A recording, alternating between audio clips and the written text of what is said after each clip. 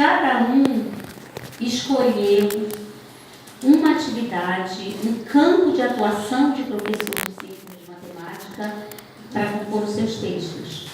Por exemplo, nós temos artigos de professor de biologia em ciências naturais, analisando a identidade desse professor. Nós temos artigos analisando a identidade do professor, doutor que ensina matemática.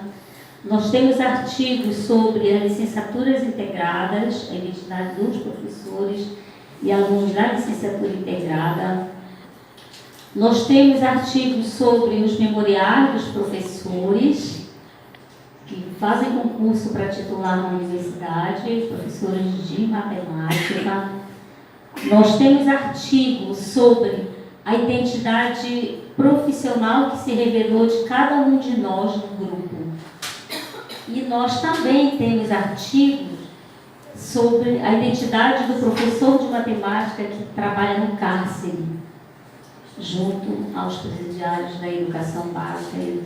Então, para vocês verem como a nossa preocupação com esta disciplina é em refletir sobre os diversos lugares onde o professor de ciência e matemática trabalha.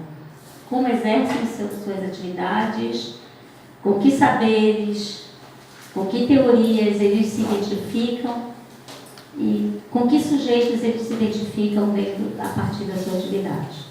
Então, nós vamos convidar para iniciar a mesa a professora Sinaida, tá? Recebendo o povo da casa. Você tem 30 minutos, tá, professora?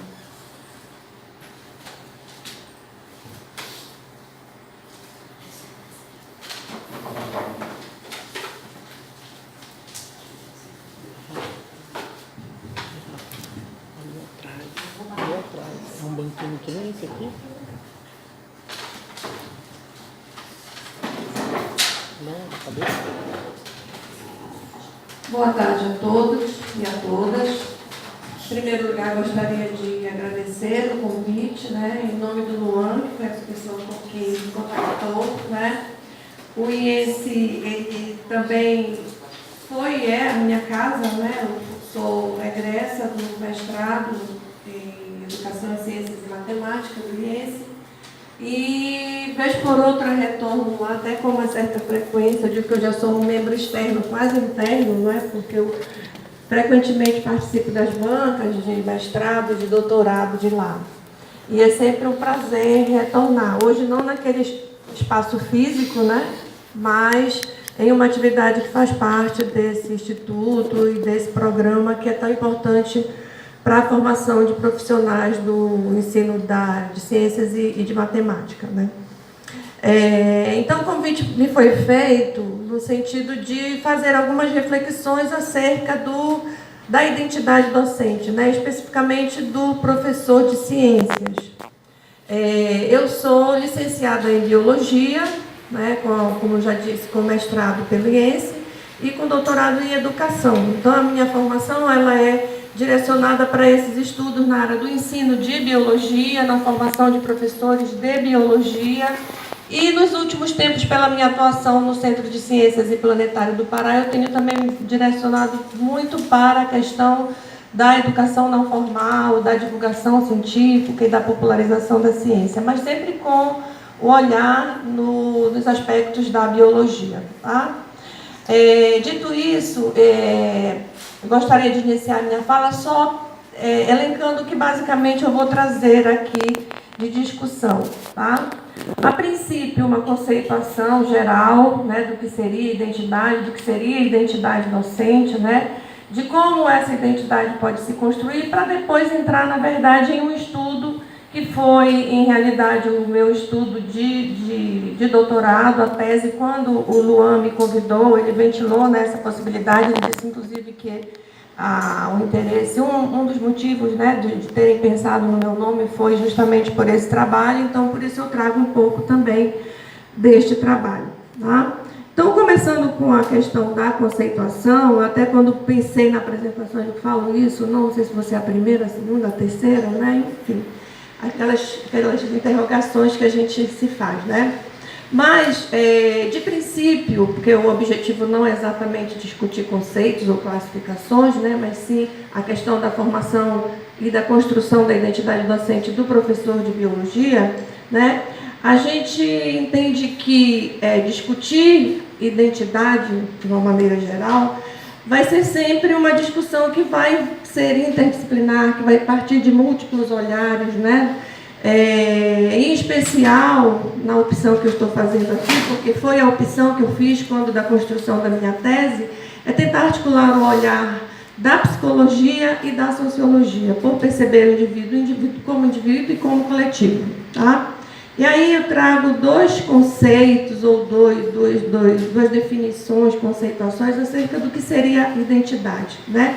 Um do ponto de vista da sociologia e dos estudos culturais, né, que é o de Hall, e um do ponto de vista da psicologia, e um do ponto de vista da psicologia, que seria o de Ciampa, tá? Para Hall, a gente vai falar da constituição do sujeito pós-moderno, né? E já Ciampa vai falar da identidade em metamorfose, tá? Que seria basicamente isso, tá? O que se fala, o que é que ele pensa, né, Hall, quando ele fala em sujeito pós-moderno, né? Sujeito pós-moderno, então, seria aquele que está se tornando diferente daquela ideia inicial, daquela ideia primeira, prévia, né, do indivíduo com uma identidade unificada e estável. O sujeito pós-moderno, ele é um sujeito que ele não tem uma identidade única, né? Ele é múltiplo, tá? Nessa multiplicidade cabem contradições e cabem situações mais resolvidas, né? A essência, então, desse sujeito pós-moderno é esse ser multifacetado, né? Então, não se pode analisar, não se pode pensar, não se pode interpretar a partir de um único olhar, tá? Então, ele está em construção, ele está em mudança. Ele não é composto por um único elemento, ele é múltiplo, ele é fragmentado, tá? Com isso, o que é que Hall também nos fala? Né? Que o deslocamento desarticula as identidades estáveis do passado. Então, o que antes se pensava como essa questão da unidade, da estabilidade, né, se desconstrói, né? E também abre a possibilidade de novas articulações, a criação de novas identidades e a produção de novos sujeitos. Assim, a identidade se apresenta sob a forma de personagens, através dos quais os indivíduos desempenham papéis no contexto social, né? Então, como que eu vou interpretar o sujeito, né, e a construção da identidade desse sujeito, sem considerar o seu contexto social, sem considerar as inter-relações, sem considerar os seus deslocamentos, seja no tempo, seja no espaço, tá? Então, na essência, é isso que ele quer dizer a partir da construção desse sujeito, tá? E esse sujeito, na medida em que ele se transforma, como eu falei ainda há pouco, no espaço ou no tempo, a gente alcança uma outra definição, que é a definição do Ciampa, né? Que é a definição dessa identidade como metamorfose, né? Se esse indivíduo entra em contato, faz parte de um contexto, se ele age sob esse contexto em que ele está inserido, e esse contexto, essa realidade social atua sobre ele, né? À medida que o tempo passa, né, ele também vai se transformando. Ele vai adquirindo, ele vai se configurando de outras formas, a partir das experiências vividas, tá? Então, essa identidade aparece como articulação de vários personagens, porque ele vai se transformando ao longo do tempo e das inter-relações que ele estabelece, tá? A partir das articulações de igualdades e diferenças, constituídas e constituídas por uma história pessoal. Então, o indivíduo, essa identidade metamorfose, ela caracteriza o homem como um projeto, né? O homem não acabado, não pronto. Ele não tem essa identidade definida e definitiva, né? Mas ela está em construção, como um projeto, não como um produto, não como algo acabado. E a identidade, então, assim, ela assume a forma de um personagem ativo. Se ele está em movimento, se ele está em construção, se ele está em modificação, é um personagem ativo. Tá? E a identidade, então, assume a configuração de uma possibilidade, daquilo que é possível. Tá? Na praxis, que é a unidade da subjetividade e da objetividade, o homem se produz a si mesmo, concretiza a sua identidade. O devir humano é o homem ao se concretizar. Tá? Então, a partir de todas essas relações dinâmicas, a partir de todas essas interações, a partir dos aspectos subjetivos, objetivos, o indivíduo se produz e constrói a sua identidade, sempre pensando nessa perspectiva da fluidez, da construção, do projeto. Tá? E a constituição da identidade docente? Né?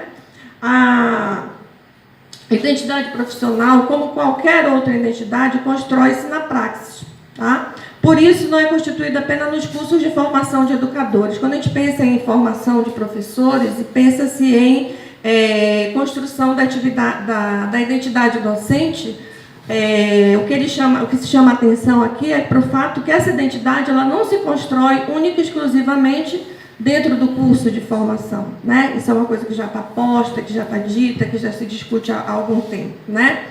E a identidade docente, então, ela é constituída na forma de trajetórias e itinerários formativos, que passam, obviamente, pelos cursos de formação, mas não estão encarcerados nesses cursos. Tá?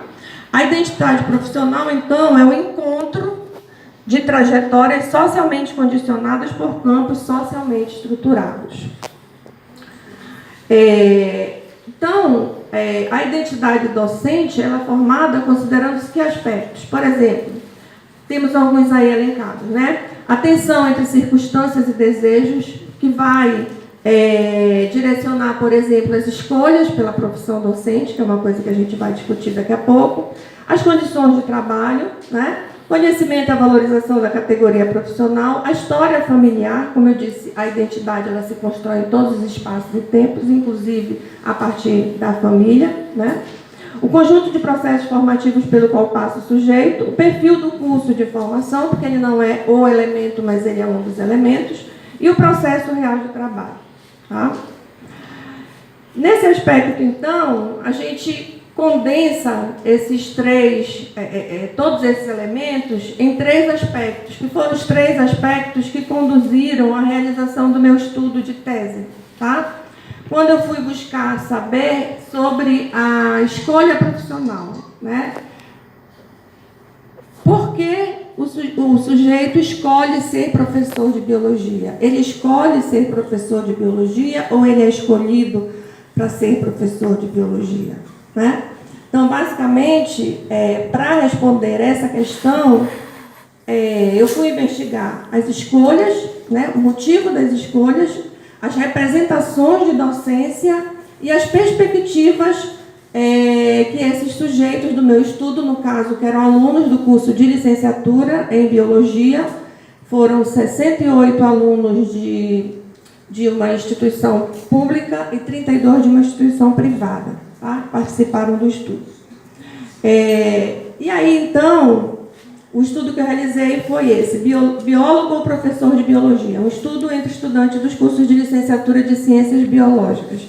Só um parêntese para entender o porquê da questão do biólogo ou professor de biologia. Nem todos aqui são da biologia, né? A biologia, o licenciado em biologia, ele até então ainda pode ser reconhecido como biólogo, tá?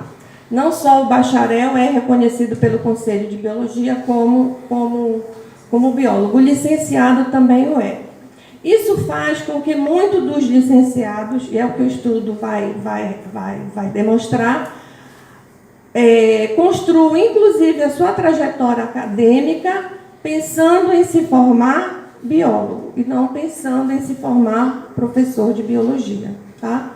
Isso me acompanha desde quando eu fui aluna do curso de licenciatura em biologia. E depois fui continuar a viver isso como formadora de professores de biologia. Isso foi uma questão que me inquietou e que me levou, então, a realizar o estudo em torno disso, né? O que é que este aluno de licenciatura em biologia ele pretende? Que identidade ele quer construir ao longo dessa sua trajetória? Ele quer ser realmente um professor de biologia? Se ele não quer, por quê? E o que é que ele quer? Tá? Então, para isso, a gente fez um estudo inicial sobre o curso em si, né? O que é que o curso propõe, o que é que o curso... em que direção o curso forma realmente esse aluno, né? A representação de docência que esses alunos tinham e as perspectivas que eles tinham como futuros profissionais. Tá?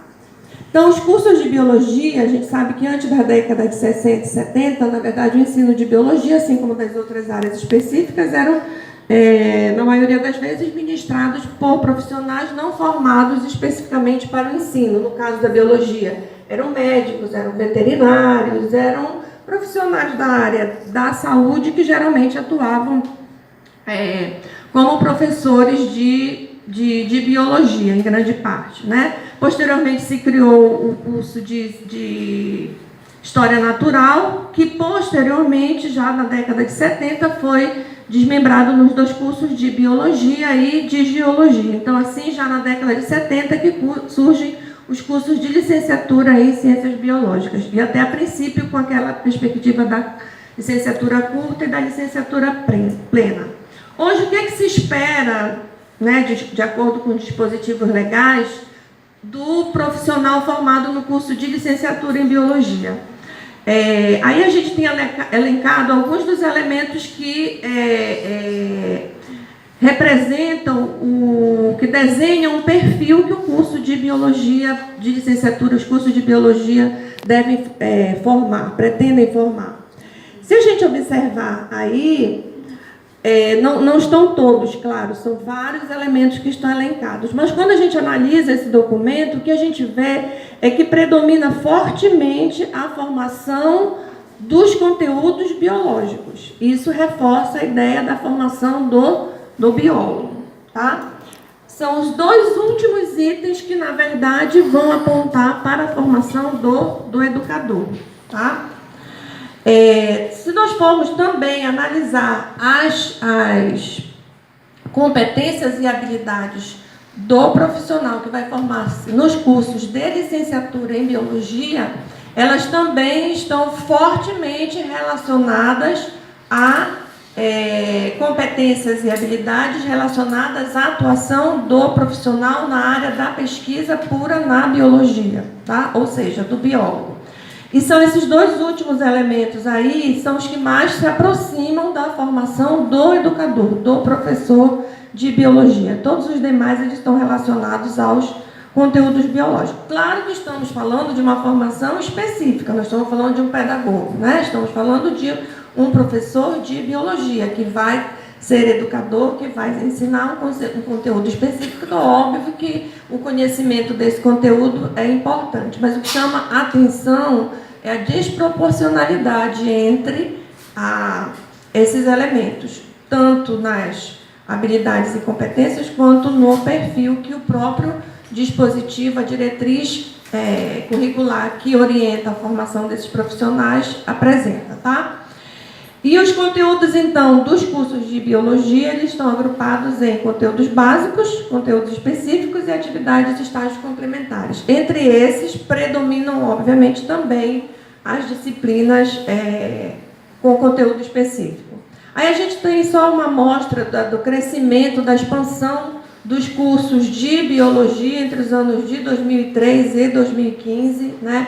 Então, isso aí no Brasil, né? Então, em 2003, nós tínhamos 260 cursos de licenciatura em biologia, em 2015 nós já tínhamos 678, né?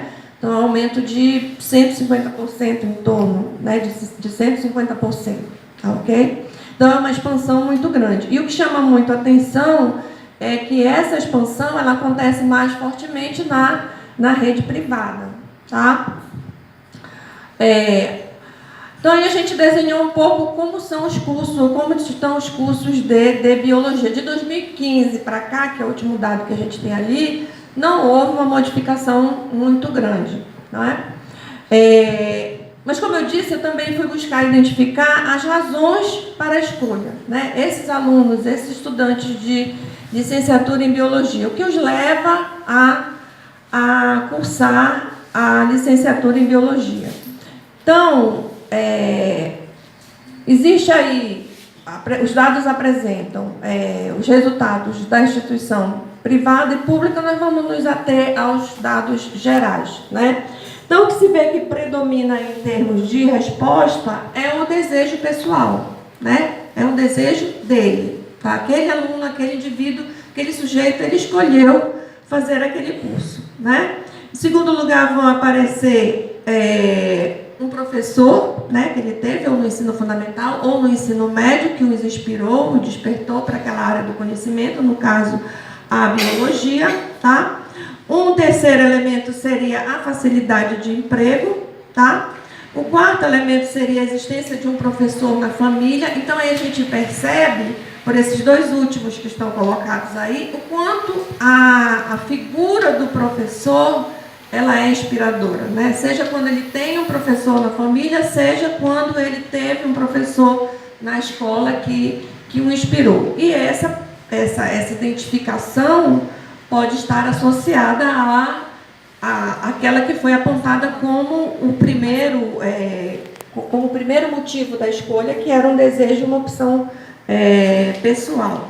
Tá? Você vê que o desejo dos pais em ter um filho professor, né, aparece aí entre a categoria que teve menor indicação, entre as menores indicações. Ok? Aí a gente também levantou, ok, é um desejo pessoal, mas era a sua primeira opção, né? E o que é que a gente encontra? Que tanto na pública como na privada, com uma diferença muito, muito pequena, né? Era sim a primeira opção, tá? Em sendo um desejo pessoal, foi sim uma primeira opção desses sujeitos, tá? E aí a gente vai para a representação que eles têm da profissão docente, em termos de concordância. Foi apresentada, elencada a eles uma série de opções, né, para que eles identificassem como aquelas com as quais eles concordavam em sendo um elemento que representaria para eles a docência. E aí as respostas se concentraram basicamente em exige pesquisa, exige dedicação e tem um importante papel social, né? Então, essas são as características que, na opinião desses alunos estudados, representavam a docência para eles. E aquilo de que eles discordavam, né, sobre a representação de docência, seriam os mesmos elementos e os que foram mais apontados foram: é uma profissão valorizada pela sociedade e que status social. Então, isso eles discordam, estão dizendo que não é uma profissão que confere um status social e não é uma profissão que é reconhecida pela sociedade. Se a gente retornar no slide anterior, a gente vai ver que diz que tem um importante papel social, né? Então, quando eles nos dizem que essa profissão não é valorizada, eles estão dizendo um valor reconhecido, né? Mas essa valoração não passa por aspectos que a sociedade confere a uma profissão, que passa pela remuneração, que passa pelo status, que passa, né, pelo ambiente de trabalho e vários outros aspectos. Tá? Na perspectiva profissional deles, vai prevalecer a questão na busca por um trabalho ou estágio em pesquisa, não em docência, não no ensino. E que vai se dedicar a atividades acadêmicas e buscar um curso de pós-graduação. São alunos, como eu disse, ainda durante o curso. Parte deles eram ingressantes e parte concluintes. Tá? E quando eles indicam a pós-graduação, também vai predominar a pós-graduação em áreas específicas da biologia, principalmente a zoologia e a ecologia. Tá? E também quando eles pensam, né, quando eles são instigados a pensar, sim, mas e se for para ir para a sala de aula? Né? Se for para atuar como docente, onde você atuaria? Em que nível de ensino? Vai predominar a docência no ensino superior. Tá? no ensino médio, em seguida, e por último no ensino fundamental. E uma grande parcela não cogita a possibilidade de atuar na docência. Tá? Então, esses dados, eles nos levam a pensar o quê? Eu estou apresentando dados de aluno de um curso de licenciatura em biologia. Não são de bacharelado, nem são de licenciatura e bacharelado. Eles são alunos de licenciatura. Tá?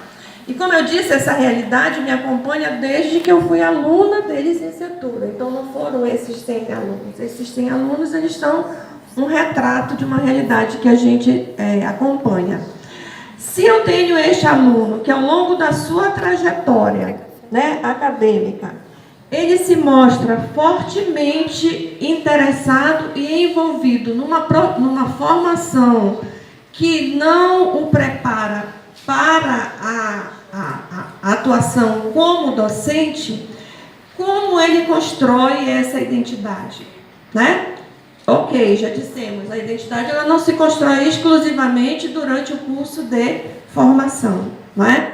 Mas esse momento é um momento essencial. E quando a gente trabalha com alunos concluintes, a gente espera que pelo menos naqueles anos, naquele ano terminal, naqueles semestres terminais, na sua perspectiva já seja cogitada a atuação dele como professor, né?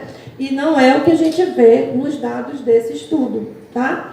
Então, essa situação, ela revela algo que deve nos preocupar como formadores de professores. E quando estamos discutindo identidade docente, né? Porque como o sujeito ele constrói a sua identidade em relação a algo que ele, a princípio, nega para si próprio, mesmo sendo ele um aluno, um licenciando, né? Um aluno em curso de formação de professores. E aí a análise que a gente faz é que essa escolha, porque eles falam que foi uma escolha pessoal, né? Eu quis esse curso. Mais de 71% deles disse isso, né? Mas se foi a minha escolha, por que esse aluno ele não incorpora este personagem, né? Está falando de identidade e lá no início a gente falou da construção da identidade como esse personagem que vai se construindo, né? E vai se transformando, né? E Bourdieu ele vai falar da escolha do necessário, né? E assim que a gente interpretou ao final desse estudo essa escolha, né? Então, por quê? Porque, na verdade, na opção pelo curso, também no processo de inserção dos egressos no mercado de trabalho. Então, a escolha ela se dá muito mais quando ele forma e não consegue atuar na pesquisa, não consegue, muitas vezes, ir para a pós-graduação que ele almejava, que seria na área específica da biologia. E aí, até porque um dos itens que vocês devem lembrar, pela facilidade do emprego, ele acaba se tornando um professor. E aí ele recomeça, né, a construir uma identidade, a redefinir uma identidade, a partir da vivência dos espaços, da vivência com os pares e tudo aquilo que vai envolver a atuação profissional. Tá? E, por fim, a gente acredita, né, porque a gente está falando, o que a gente precisa fazer, não existe resposta pronta para isso, né? Mas a Gatti, Bernadette Gatti, ela sinaliza com a seguinte colocação, que ela fez um estudo grande, né, sobre escolha profissional, né, sobre o perfil dos professores. Acreditamos na necessidade de redimensionamento dos aspectos culturais e institucionais que envolve a profissão docente. Tá? E meu tempo já acabou, né? Um tempinho, né? Muito obrigada. A gente vai ter depois um momento para, né, perguntas e discutir ou aprofundar alguma coisa que tenha despertado o interesse de vocês. Muito obrigada.